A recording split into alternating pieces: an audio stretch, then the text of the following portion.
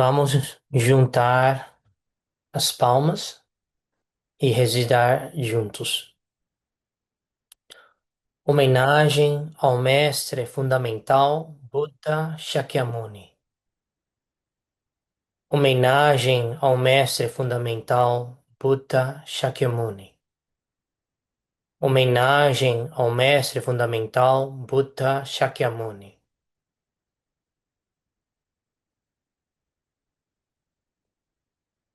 Versos de abertura do Dharma. O Dharma insuperável, profundo e maravilhoso é difícil de se achar em centenas de milhões de períodos cósmicos. Agora que posso vê-lo e ouvi-lo, consigo recebê-lo e conservá-lo. Desejo compreender o verdadeiro significado do Tathagata. Namopho. Então, depois de um mês, vamos continuar com a palestra número 7, do capítulo 1 do Sendeiro à Budidade. E hoje vamos falar sobre relacionamento com o Sangha. Stanza 11. Deve-se respeitar o Sangha, não se deve insultar o Sangha, e nem julgar o Sangha, pois são praticantes seguidores do Buda, que estabelecem e mantêm o Dharma correto como uma fortaleza. Então, a explicação. A joia do Sangha é objeto de refúgio.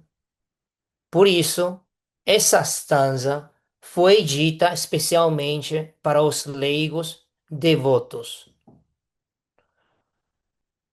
Então, esta stanza vai dar uma indicação da atitude correta dos praticantes leigos em relação ao Sangha, a comunidade dos monges. Os leigos devotos devem honrar e respeitar o Sangha. Respeitar através da mente com sinceridade, elogiar através da fala ou escrita com louvores, reverenciar através do corpo com prosternações, respeitar o Sangha. E é uma prática muito importante uh, dos budistas, porque a ideia é que nós tomamos os Sangha como são assistentes do Buda, então uh, re respeitamos a eles como professores assistentes.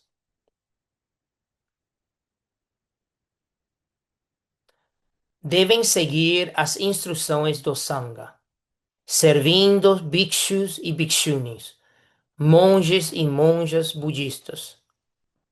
Conforme as necessidades do Sangha, os devotos, cada qual dentro de suas capacidades e condições, fazem oferendas de roupas, alimentos, remédios, roupas de cama e objeto de uso diário. Em relação ao Sangha, não se deve, de forma alguma, tratá-los com desprezo e arrogância. Então, por que um budista praticante tem que aprender a fazer serviço ao Sangha, aos bhikshus e bhikshunis? Porque, como o Buda falou, o Sangha são como campos dos méritos para os leigos, campos dos do mérito é como ah, campos que tem que planta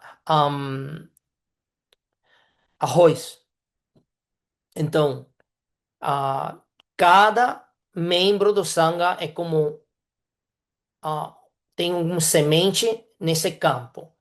E se cresce bem forte, e, e então os leigos ajudam, apoiam como a, a vivência do Sangha com, como chamamos, ahm, fertilizantes, necessidades para ajudar ao Sangha a poder, como em corpo e mente, praticar tranquilamente.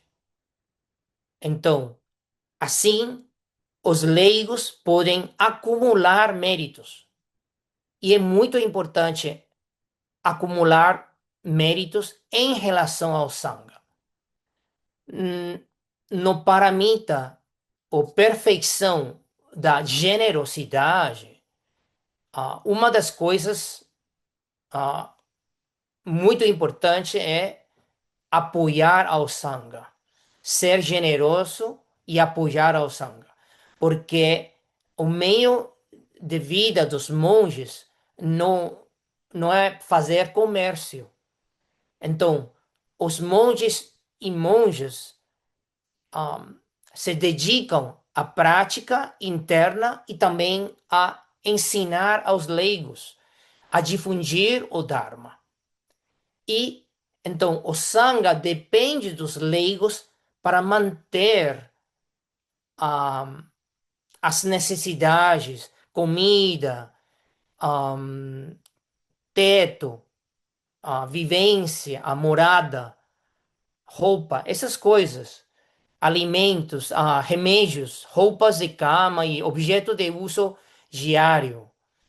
Um, então, assim, é um ciclo benigno em que os monges se dedicam à prática e divulgam o Dharma, e os leigos budistas apoiam ao Sangha, aos membros, e mantêm a eles para poder seguir praticando e ensinando. E assim, vida tras vida, até os leigos de hoje, no futuro, terão oportunidade de ter acesso ao Sangha e até ser membro, converter em membro do Sangha no futuro e entrar no caminho da deliberação e a budidade.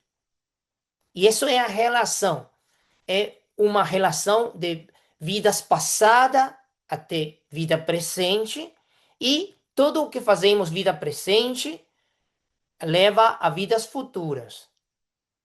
E eu lembro que tem pessoas que falam: nossa, porque eu busquei o budismo, o Dharma, por quantos anos e nunca consegui encontrar a ao Sangha, que eu sinto uma pertenência, que eu pertenço a essa comunidade. E ou não consigo encontrar mestres que me guiam. Então, por quê? E porque tem pessoas que já desde pequeno tiveram acesso, desde jovem tiveram acesso. Tudo devido a causas e condições. Sementes plantadas no passado, então amadurecem nesta vida, e aí acesso rápido ou acesso bem tarde. Então, em relação ao Sangha, não se deve de forma alguma tratá-los com desprezo e arrogância. O que significa isso? Sangha, já sabem que é a comunidade em total dos discípulos do Buda, os monges e monjas. E cada lugar, cada local, cada região tem pequenas comunidades do Sangha. E talvez para você, esta comunidade, o que eles ensinam, o que eles praticam, é você sente mais sintonia, alinhamento. Então você pode aprender com o Sangha e apoiar a esse Sangha. E muitas vezes, nessa época, tem muitas comunidades que você talvez não sente essa sintonia. E até você não está de acordo com algumas práticas, ou não entende as práticas. Então tá bom. Você não precisa apoiá-los, mas tampouco precisa de tratá-los com desrespeito, desprezo e sentir arrogante que eu sei mais que os monges, as monjas. Não. É uma atitude negativa e não devemos nutrir esse tipo de pensamentos da arrogância. Seguimos.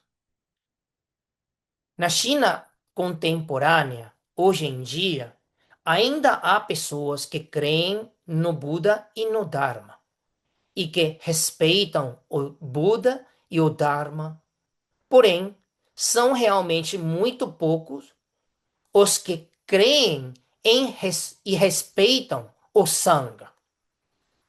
Como é isso? Sim, na China continental, estamos falando, ah, tem templos, monastérios, monges, monjas, tem na aparência. Mas o que aconteceu em 1945? Um, e isso o mestre Yin Shun sabe. Ele fugiu da China em 1944 ou 45 e depois isso foi fim da Segunda Guerra Mundial e depois 1949 foi que a China teve uma a brecha, um movimento político e se tornou comunista. Então, o Sangha realmente essa transmissão na China continental foi ah, cortada. E os monges, os mestres, eles fugiram e foram a Hong Kong e a Taiwan. Então, a linhagem do budismo chinês continuou em Taiwan, principalmente. E quando chegaram a Taiwan, tiveram que ensinar aos leigos que ainda não são budistas sobre o budismo.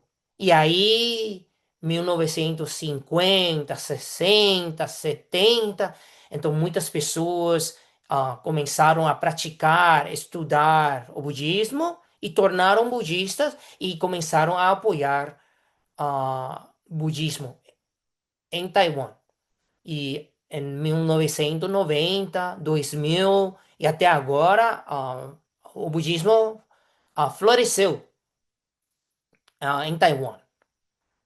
E então, por isso o mestre Yin Shun está apontando que tem pessoas que acreditam ou creem no Buda como uma figura, um personagem histórico que atingiu a perfeita iluminação, despertar. E também ensinou o Dharma. Mas os discípulos dele, a linhagem, a transmissão,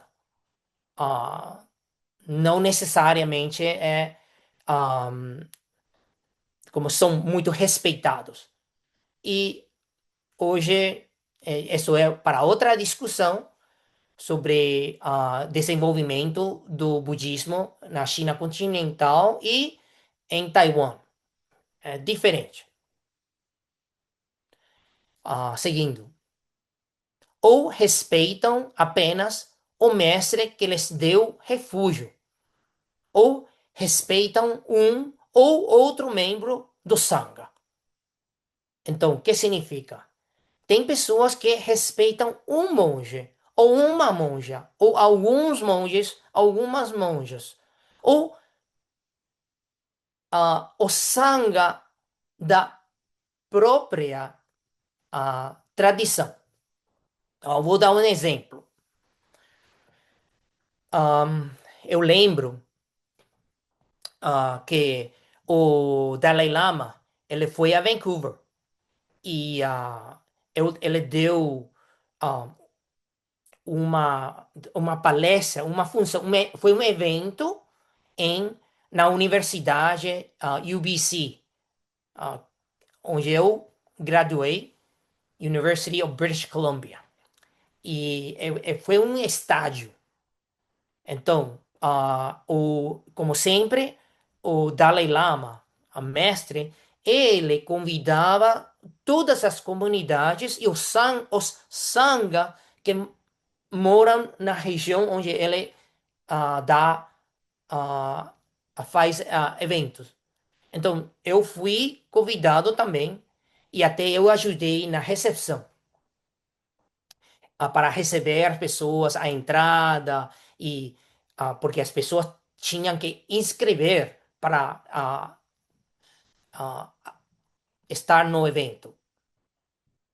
Então eu notei algo muito interessante. Tem, estamos falando de principalmente leigos, praticantes, budistas e também não budistas, simpatizantes, pessoas interessadas no budismo ou que gostam do mestre Dalai Lama e queriam ouvir ele. Então, nós somos do budismo de Taiwan e estamos lá como recebendo as pessoas. Passavam. Então, usualmente, o que nós ensinamos a nossos leigos, tanto no templo Zhongguan, em São Paulo, é que não é somente respeitar o Sangha do templo Zhongguan, sino temos que respeitar ao Sangha em geral. Mas eu notei que tem pessoas que somente cumprimentam a, aos monges ou monjas da própria tradição. E isso foi um pouco raro. E é interessante também. Mas a minha responsabilidade ou tarefa foi checar as pessoas. Ok, e então tem inscrição, entre, assim, e aí. Mas saibam que no budismo, a essência do budismo, pelo menos eu como monge, membro do Sangha do budismo em Taiwan, nós respeitamos monges das outras tradições e também educamos a nossos leigos budistas a respeitar outras escolas, tradições das outras regiões. Com devoção e respeito incompletos pela joia tríplice, não é de se estranhar que os raros e preciosos méritos do Buda Dharma sejam difíceis de desenvolver. Então está muito claro isso. Incompleto. O que é devoção incompleta? Respeito incompleto. Eu somente respeito aos monges, monjas ou até aos leigos professores do templo que eu frequento. E dos outros lados não me interessam. Não sinto respeito, até sinto indiferença. Com esse tipo de pensamento, esse tipo de atitude, imagina vidas passadas, inúmeras vidas passadas, sempre menosprezando, falando mal do Sangha, ou diferentes Sangha, diferentes monges, monjas. Como é possível desenvolver uma devoção e respeito puro pela joia tríplice? Difícil. A ideia não é que nós temos que gostar de todos e concordar com a prática de todos. Não. Não estamos falando disso. Isso é impossível. Com certeza temos práticas e mestres que conectamos mais, ou comunidades que concordamos mais. Mas maldizer, menosprezar, sentir arrogância, não. Não tem nenhum lugar na prática.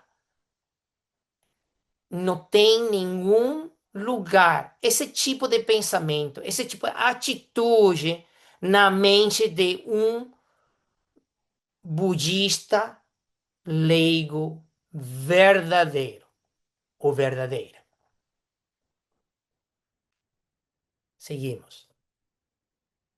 São tantos os membros do Sangha, e é claro que há trigo e joio misturados. E em chinês fala dragões e cobras misturados. Seja, significando que dragões com mais elevados e cobras menos elevados e misturado, uma mistura na comunidade dos monges. Há monásticos nobres, liberados de primeira fruição até quarta fruição, ou bodhisattvas de diferentes níveis. E também monásticos ordinários, como eu, como nós, que tentamos divulgar o Dharma, mas ainda não somos liberados. Estamos no caminho. Há alguns que mantêm os preceitos e são puros, e há outros que quebram os preceitos e não são puros. Ok? E isto é normal. Aqui eu lembro, meu mestre, em ano 2001, eu aprendi com meu mestre Zhen Jun, nos Estados Unidos, aqui em New Jersey.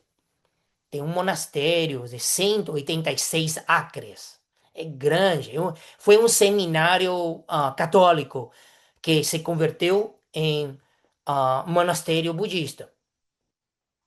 E nós éramos só 6 pessoas.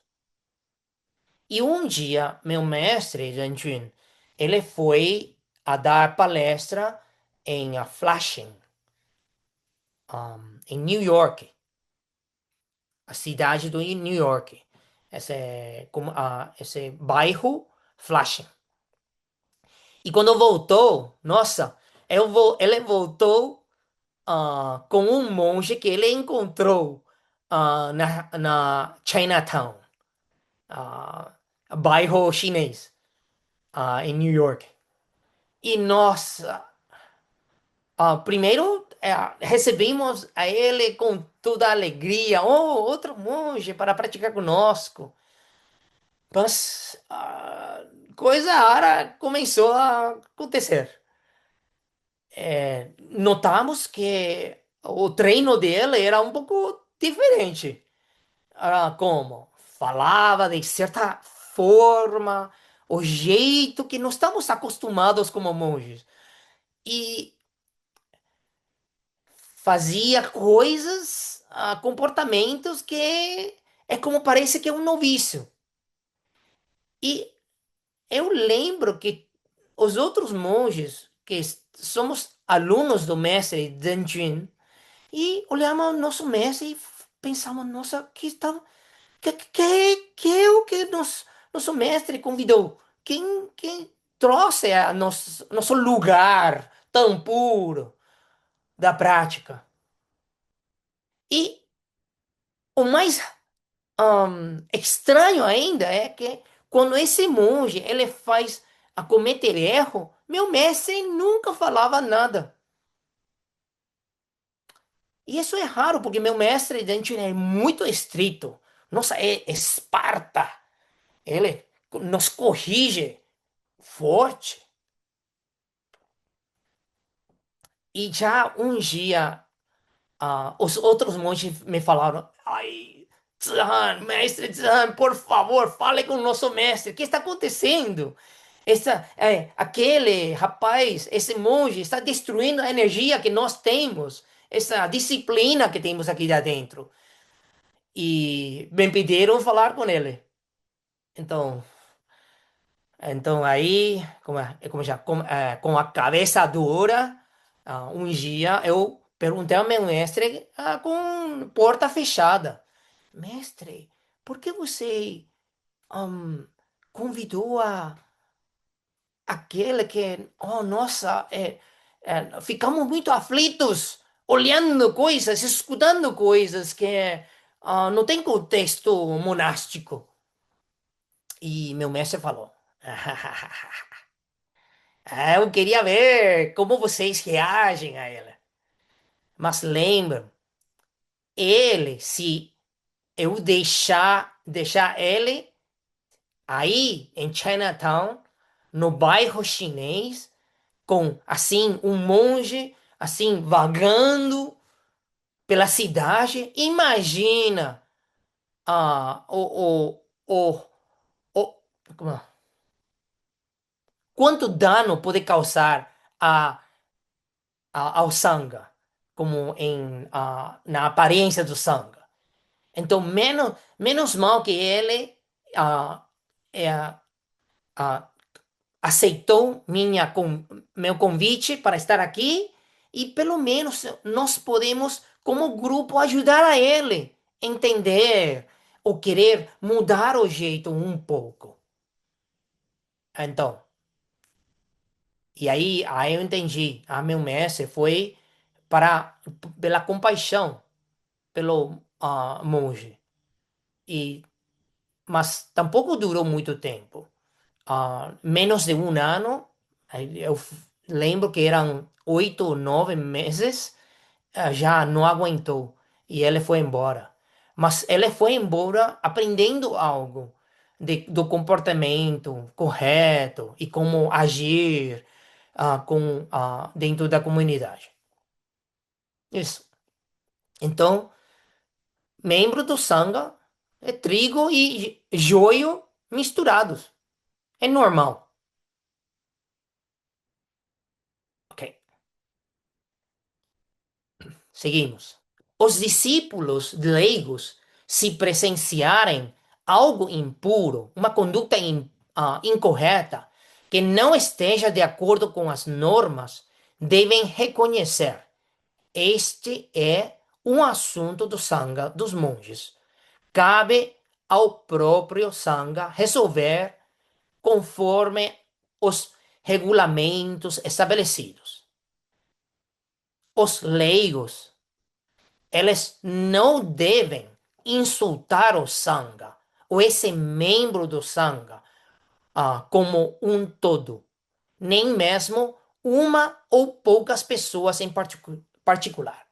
Então, qual é o protocolo se um discípulo leigo, ah, já budista, tomado refúgio, ah, presenciarem algo ruim, errôneo? Então, tem que falar com a abade ou a abadesa, alguém que tem autoridade no Sangha e consultar sobre esse assunto. Mas não é falar mal afora, fofocando com outros leigos, leigas. Não. Mas e também saber que o assunto do Sangha deve ser resolvido pelo Sangha, entre eles. Yeah. Agora, o que acontece se não muda? Então, é uma decisão individual de, aqui já não é um lugar para mim, então sigue. Mas lembram, nesta época, ano 2025, vocês acham vão encontrar um uma comunidade do Sangha totalmente puro, todos liberados, todos bodhisattvas, todos compassivos. Não, tem que morrer e renascer na terra pura para encontrar esse lugar. É difícil. Ok. Os devotos que são verdadeiros e sinceros protetores do Dharma podem fazer sugestões ao Sangha, mas a responsabilidade e autoridade de decisão ainda pertence ao Sangha. Historicamente, de acordo com as instruções do Buda, antes de ser expulso da comunidade do Sangha, o monástico que cometesse uma transgressão não poderia ser punido arbitrariamente, nem mesmo pelas leis do país. Estamos falando da época do Buda, que até o rei ele respeitava a ao Sangha, as decisões do Sangha. Então, digamos assim, por exemplo, um membro do Sangha comete hum, a matança no povo. Então, alguém ah, ah, como chama? Reporta esse incidente e então o rei sabe, ou as autoridades sabem, então eles vêm ao Sangha e apresentam esse problema. E então o Sangha tem que fazer uma decisão. E essa decisão somente é se é comprovado que uma matança aconteceu e não foi por a defesa própria, foi por maldade. Então eles vão. O monge ou a monja já perde a. Como chama? A, a, não é certidão. Perde a esse ah, ah, lugar como a monge ou monja, e então é como voltam à vida leiga e aí podem ser processados na, na comunidade dos leigos, na população. Ok? E aí fala, em caso de disputa, o rei também só poderia tomar uma decisão com base na lei e não decidir com base na sua própria opinião. É dizer que o rei não pode falar, eu gosto desse monge, eu não gosto desse monge, eu posso perdoar ou não perdoar. Não, não é assim. É, o Sangha tem que decidir e depois o rei vê como seguir com o processo. Caso contrário, o rei geraria a grave transgressão de caluniar o Sangha, e além disso, agravaria a disputa entre os monásticos. Então, porque as regras do Sangha entre monges e monjas são muito, muito específicas. Então, até o rei tem que respeitar, até a comunidade, a lei mundana tem que respeitar isto.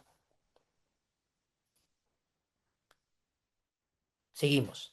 E ainda, todos os que renunciam à vida familiar tornam-se membros do Sangha e não devem ser discriminados por serem velhos ou jovens, homens ou mulheres, bem instruídos ou pouco instruídos, diligentes ou indolentes, manterem os preceitos ou transgredem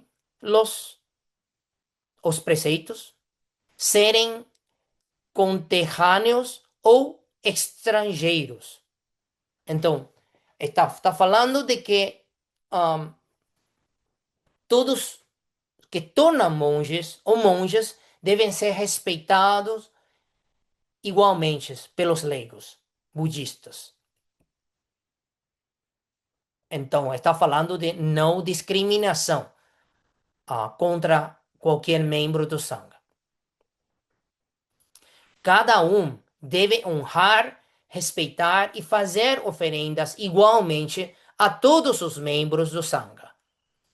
Então, é como vocês participaram em Vesak, a celebração do nascimento do Buda, ou a cerimônia dos antepassados, ou cerimônia do fim do ano, cerimônia das luzes.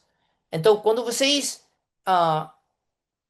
vêm ao templo, vocês fazem uma oferenda, seja de frutas, coisas, necessidades do templo e até apoio financeiro. Então, esse apoio que entra no Sangha é como um fundo para ajudar aos membros do Sangha suas vivências, ter teto, ter comida, manutenção do lugar, etc. Assim. Então, essas oferendas são igualmente para todos os membros do Sangha, para que desfrutarem e poder viver de maneira frugal, mas saudável e seguir praticando e divulgando o Dharma. Seguindo. Pois o Sangha é como o oceano, onde há grandes dragões e também peixes e camarões, onde há algas, pérolas e tesouros. O oceano não faz distinção, acolhe tudo e todos da mesma maneira. No entanto, neste mundo existem muitas pessoas que ou valorizam aqueles que mantêm os preceitos, ou valorizam os que se dedicam à meditação, ou valorizam os que se dedicam à recitação do nome do Buda, ou valorizam os que demonstram boa postura, comportamento ou bela aparência, ou valorizam os que são estudiosos, eloquentes, e assim, etc, etc. E assim criam discriminações presunçosas sobre qualidades e defeitos. Quem é melhor e quem é pior. A quem apoiar e a quem rejeitar. Isso não seria uma atitude correta do leigo como apoiador do Sangha. A igualdade é importante. A mente da igualdade. Seguimos. Devotos, não julguem o Sangha com desigualdade em suas mentes. As virtudes do Sangha não são facilmente reconhecidas pela maioria das pessoas. E aí,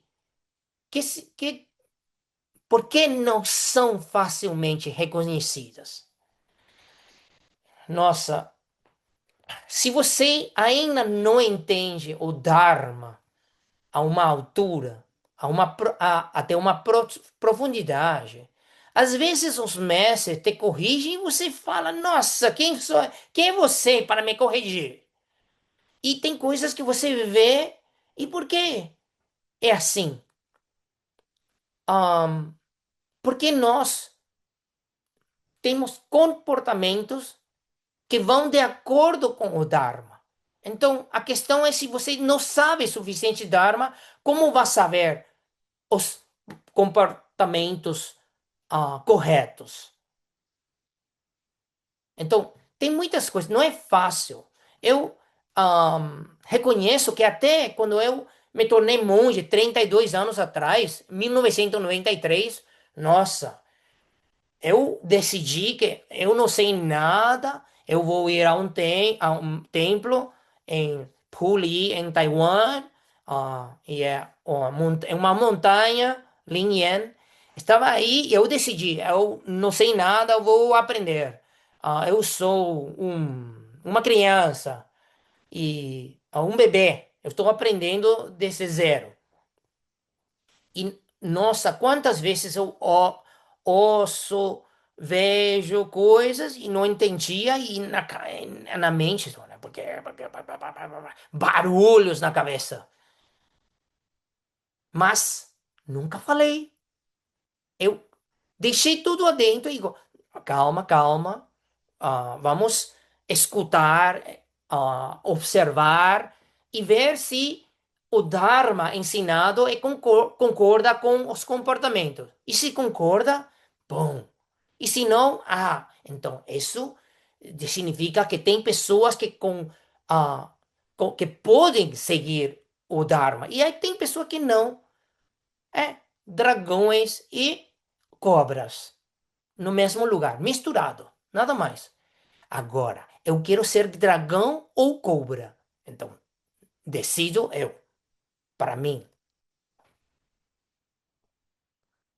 Por exemplo, as pessoas, em geral, valorizam os monásticos mais velhos, menosprezando os mais jovens, não sabendo que os anciãos, em idade, já de pele enrugada e cabelos brancos, além dos seis sentidos debilitados, mesmo cobiçosos, não conseguem mais utilizá-los.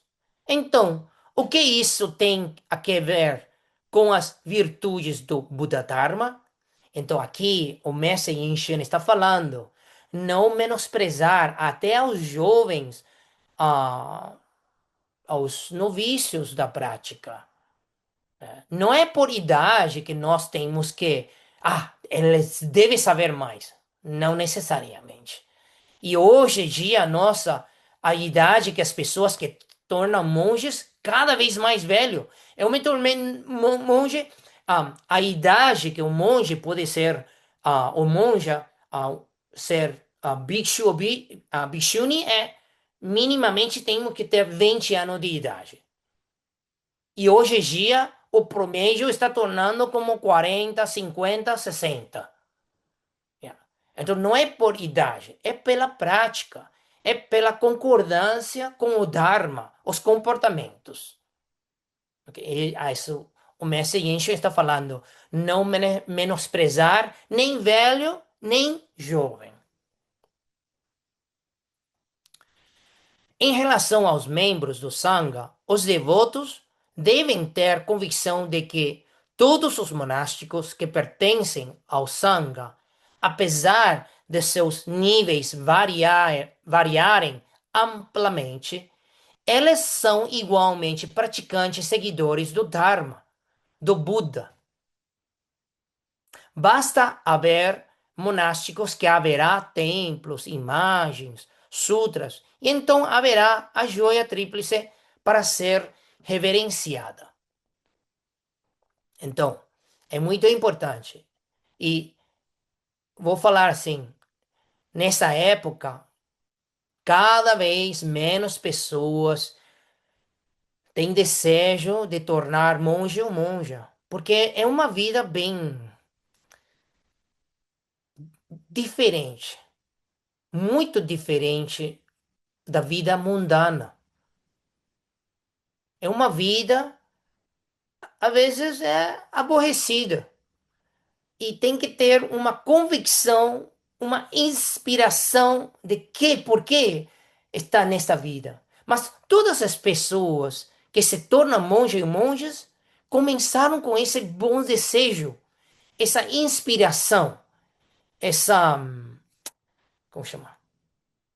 Esse objetivo de se purificar, de avançar espiritualmente.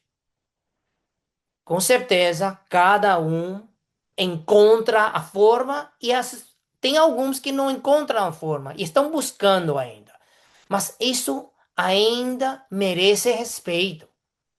Não menosprezar, não julgar aqueles que ainda estão tentando fazer tudo possível para avançar espiritualmente.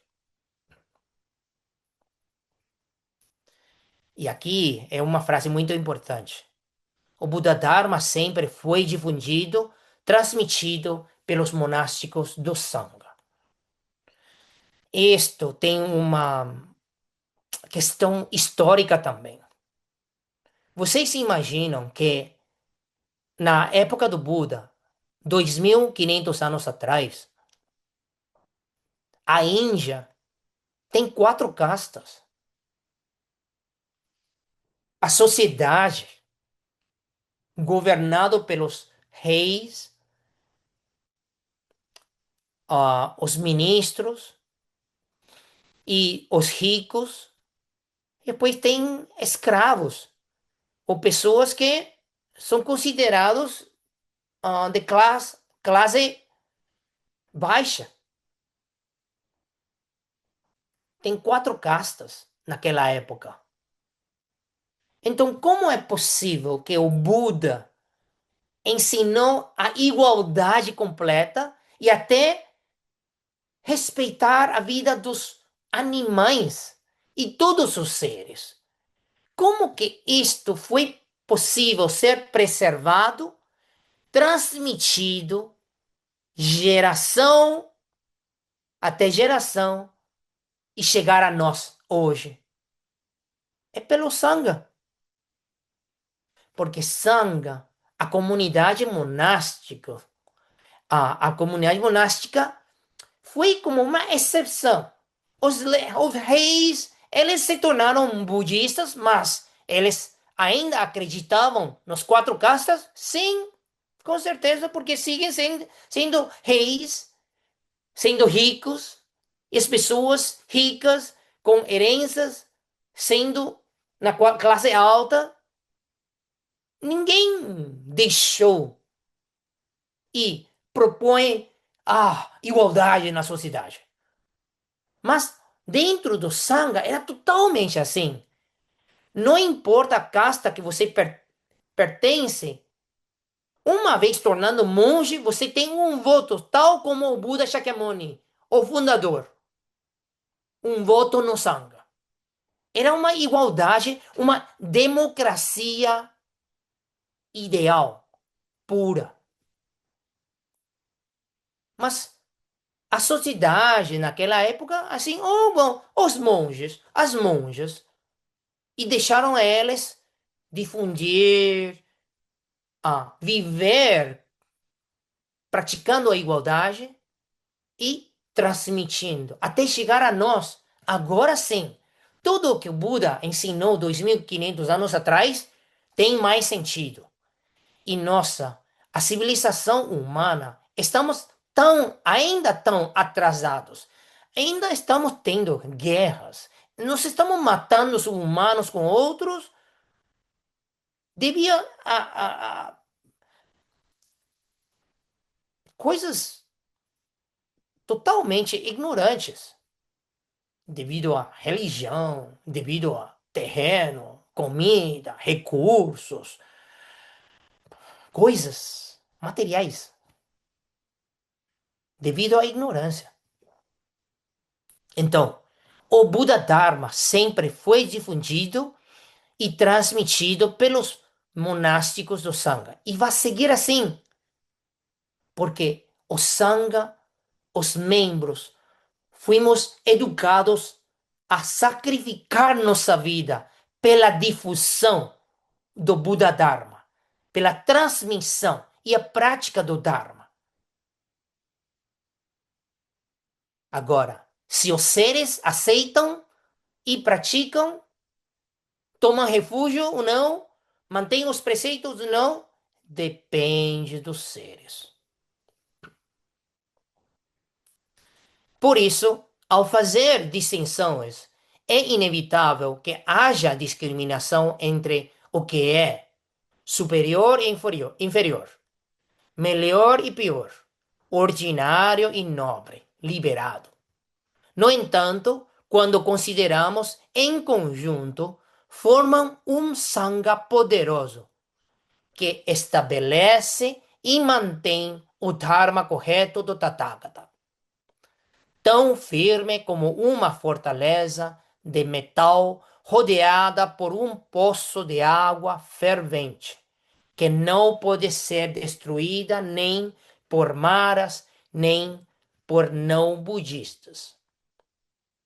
Então, A transmissão do Dharma correto depende do Sangha praticantes.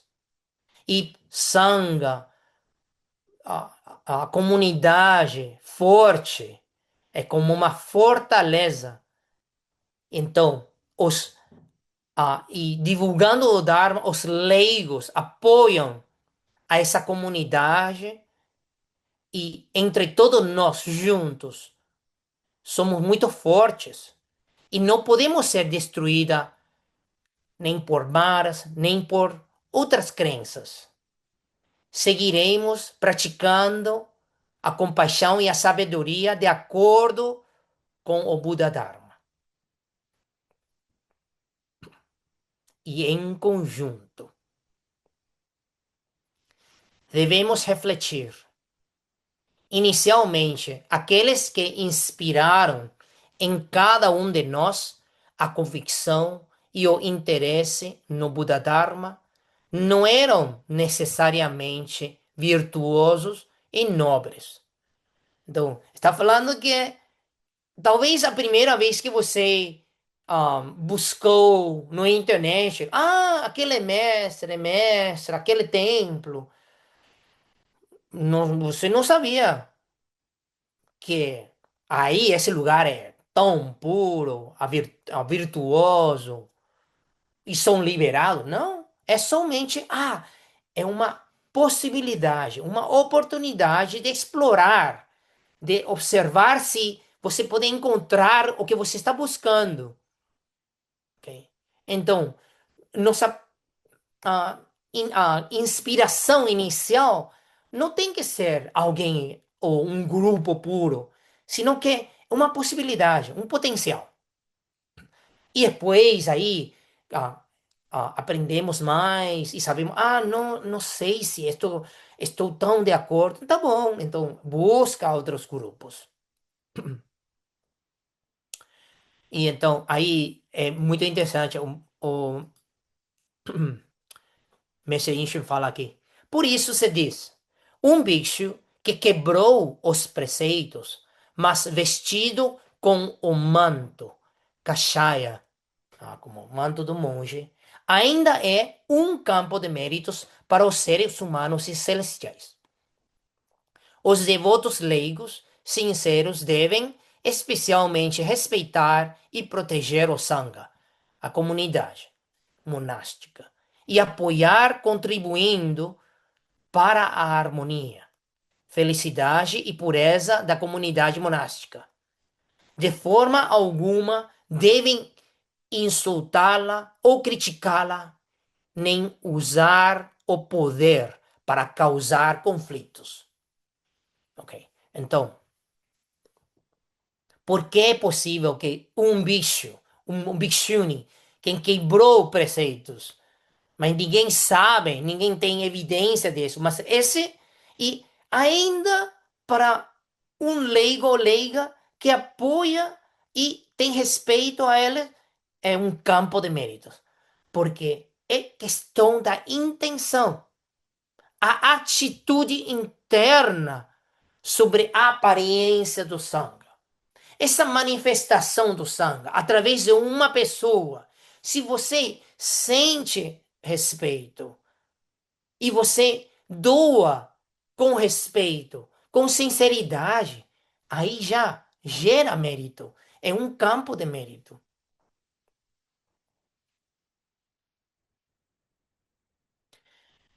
E aí fala de usar o poder. Que usar o poder? Quem faz isso no lugar e tentar de influir, influenciar o sangue? Como é possível? Sim, nossa.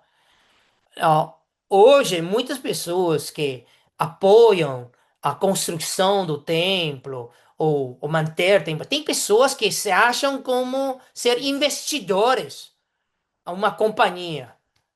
Eles não sabem que quando doam já acabou, a doação já, a mérito gerado, doação feita.